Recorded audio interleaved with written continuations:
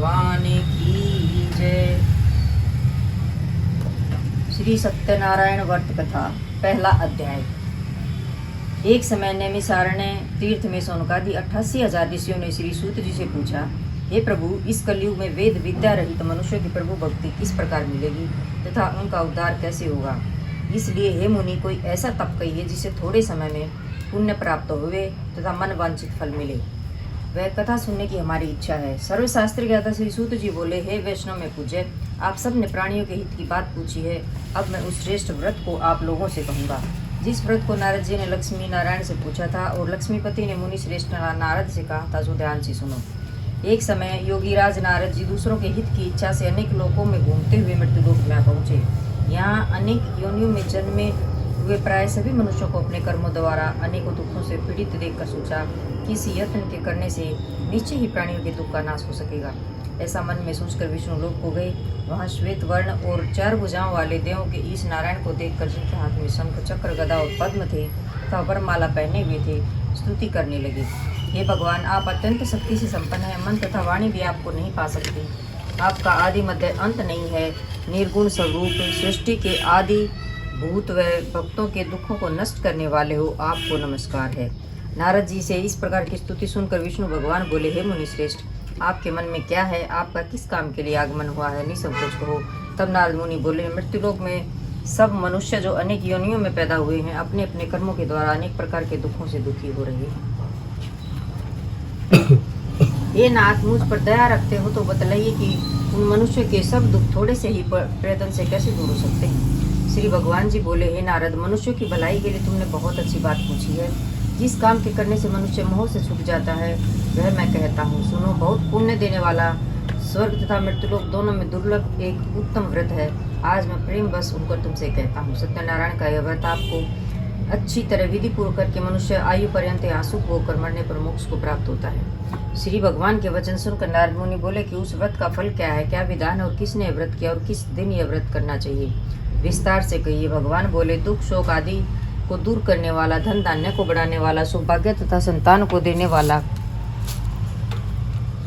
यह व्रत सब स्थानों पर विजय करने वाला है। भक्ति संतान को देने वाला, यह व्रत सब स्थानों पर विजय करने वाला है। भक्ति संतान को देने वाला व्रत सब स्थानों पर विजय करने वाला है। भक्ति और श्रद्धा के साथ किसी भी दिन मनुष्य श्री सत्यनारायण की व्रत की प्रातःकाल के समय ब्राह्मणों तथा बंधुओं के साथ धर्मपरायण होकर पूजा करे। भक्ति भाव से नैवेद्य, केले का फल, घी, दूध और गेहूं का चूर्ण सवाया ले।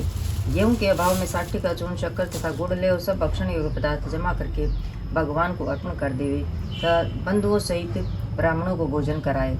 पश्चात स्वयं भोजन करे, नृत्य गीत आदि का आचरण कर सत्यनारायण भगवान का स्मरण करते हुए समय व्यतीत करे।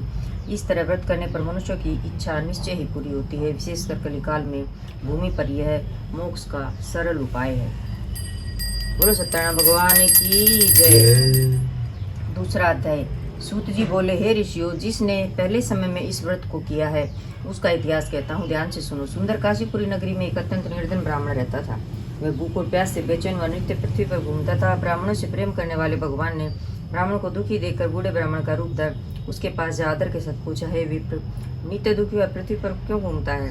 हे श्रेष्ठ ब्राह्मण, ये सब मुझसे कहो, मैं सुनना चाहता हूँ। ब्राह्मण बोला, मैं निर्धन ब्राह्मण हूँ, भिक्षा के लिए पृथ्वी पर फिरता हूँ। हे भगवान, यदि आप इसका उपाय जानते हो तो कृपा कर कहो। वृद्ध ब्राह्मण बोला कि सत्यनारायण भगवान मनवांछित फल देने वाले हैं, इसलिए हे ब्राह्मण, तू उनका पूजन कर, जिसके करने से मनुष्य सब दुखों से मुक्त होता है। ब्राह्मण को व्रत का सारा विधान बतलाकर बूढ़े ब्राह्मण का रूप धारण करने वाला सत्यनारायण भगवान अंतर्ध्यान हो गए।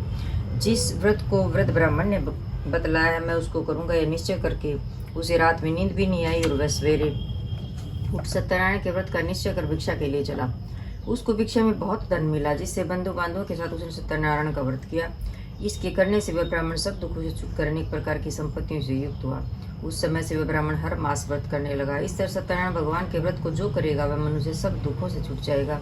इस तरह नारद जी से नारायण का कहा हुआ व्रत मैंने तुमसे कहा है। हे विप्रो, मैं अब और क्या कहूँ? ऋषि बोले, हे मुनीश्वर, संसार में इस ब्राह्मण से सुनकर किस किसने इस व्रत को किया है? हम ये सब सुनना चाहते हैं, इसके लिए हमारे मन में श्रद्धा है। सूत जी बोले, हे मुनियों, जिसने इस व्रत को किया है वह सब सुनो। एक समय एक ब्राह्मण धन और ऐश्वर्य के अनुसार बंधु बांधवों के साथ व्रत करने को तैयार हुआ। उसी समय एक लकड़ी बेचने वाला बूढ़ा आदमी आया और बाहर लकड़ियों को रख कर ब्राह्मण के मकान में गया। प्यास से दुखी लकड़हारा उनको व्रत करते देखकर ब्राह्मण को नमस्कार कर कहने लगा कि आप ये क्या कर रहे हैं और इसके करने से क्या फल मिलता है, कृपा करके मुझसे कहो। ब्राह्मण ने कहा, सब मनोकामनाओं को पूरा करने वाला व्रत यह सत्यनारायण भगवान का व्रत है, इसकी ही कृपा से यहाँ धन धान्य आदि की वृद्धि हुई है। ब्राह्मण से इस व्रत के बारे में जानकर लकड़हारा बहुत प्रसन्न हुआ। चरणामृत ले प्रसाद खाने के बाद अपने घर को गया। लकड़हारे ने अपने मन में इस प्रकार संकल्प किया कि आज नगर में लकड़ी बेचने से जो धन मिलेगा उसी से सत्यनारायण देव का उत्तम व्रत करूंगा। यह मन में विचार करो बूढ़ा आदमी लकड़ियां अपने सिर पर रखकर जिस नगर में धनवान लोग रहते थे वह ऐसे सुंदर नगर में गया। उस रोज वहां पर उसे उन लकड़ियों का दाम पहले दिन से चौगुना मिला। तब वह बूढ़ा लकड़हारा दाम ले अति प्रसन्न होकर के पक्के केले की पुली, शक्कर, घी, दूध, दही और गेहूं का आटा इत्यादि सत्यनारायण भगवान के व्रत की कुल सामग्रियों को लेकर अपने घर गया। फिर उसने अपने भाइयों को बुलाकर विधि के साथ भगवान जी का पूजन और व्रत किया। उस व्रत के प्रभाव से बूढ़ा लकड़हारा धन, पुत्र आदि से युक्त हुआ और संसार के समस्त सुख भोग कर वैकुंठ को चला गया। बोलो सत्यनारायण भगवान की जय। तीसरा अध्याय। सूत जी बोले, हे श्रेष्ठ मुनियों, अब आगे की कथा कहता हूँ, सुनो। पहले समय में उल्कामुख नाम का एक बुद्धिमान राजा था। वह सत्य वक्ता और जितेंद्रिय था। प्रतिदिन देव स्थानों पर जाता था। गरीबों को धन देकर उनके कष्ट दूर करता। उसकी पत्नी कमल के समान मुख वाली और सती साध्वी थी। भद्रशिला नदी के तट पर उन दोनों ने श्री सत्यनारायण का व्रत किया।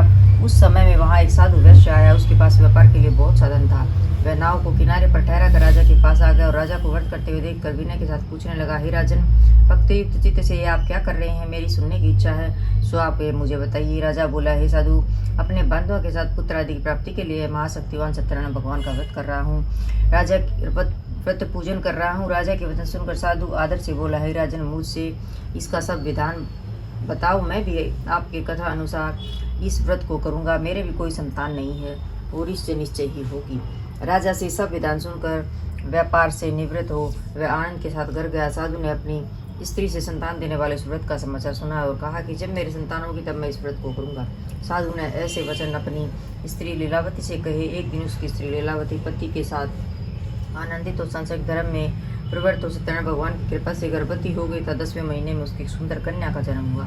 दिनों दिन वह कन्या इस तरह बढ़ने लगी जैसे शुक्ल पक्ष का चंद्रमा बढ़ता है। कन्या का नाम कलावती रखा गया। तब लीलावती ने मीठे शब्दों में अपने पति से कहा कि जो आपने संकल्प किया था कि भगवान का व्रत करूंगा, अब उसे करिए।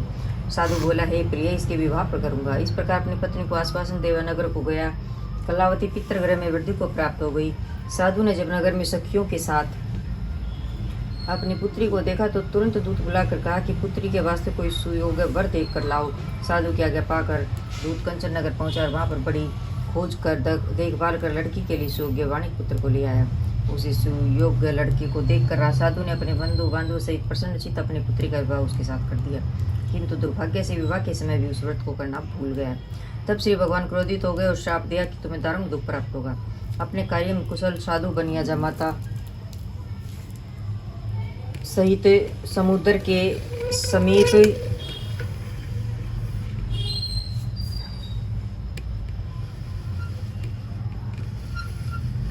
तुरंत दुबला वो कार्य श्राप दिया कि तुम्हें दारुण दुख प्राप्त होगा। अपने कार्य में कुशल साधु जमाता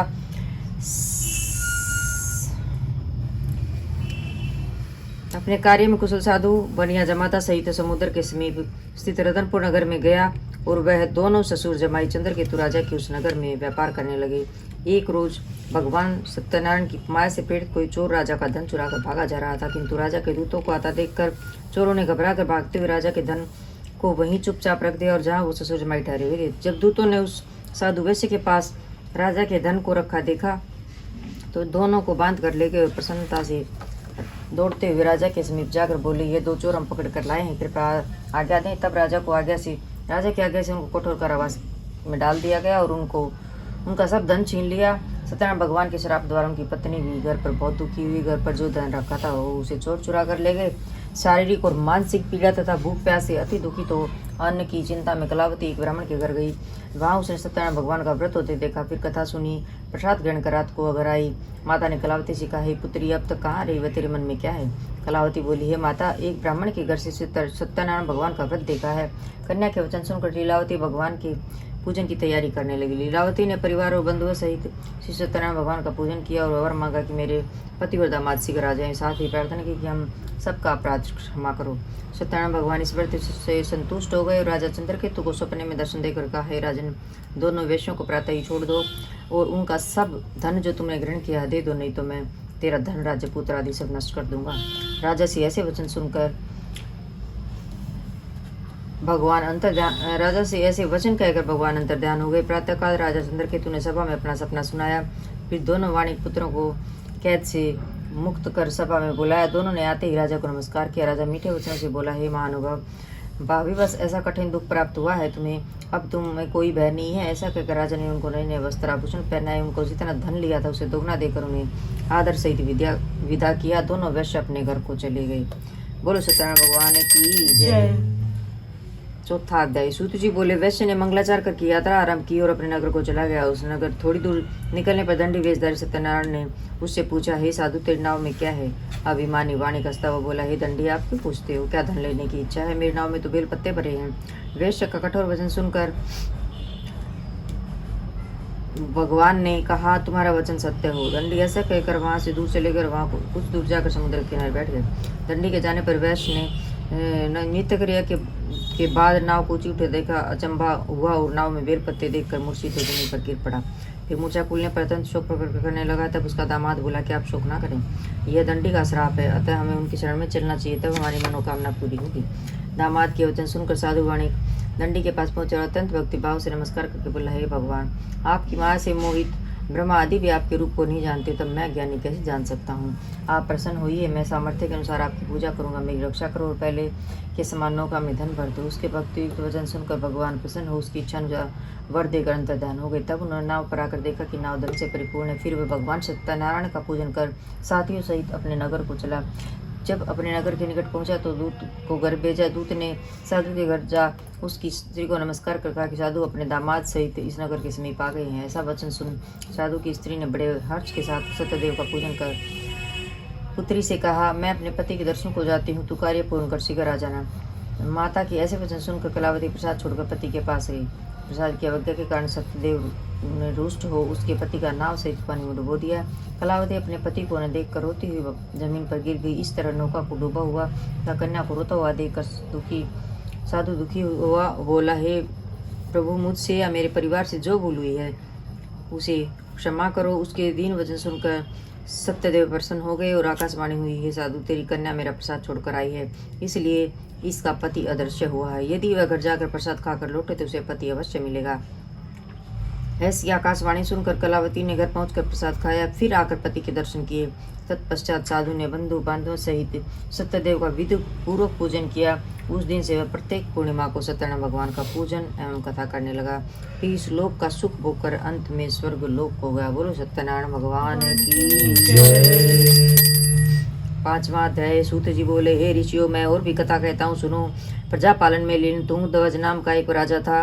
उसने भी भगवान का प्रसाद त्याग कर बहुत दुख पाया। एक समय वन में जाकर वन्य पशुओं को मारकर बढ़ के नीचे आया। वहां उसने ग्वालों के भक्ति भाव से बांधवों सहित सत्यनारायण जी का पूजन करते देखा।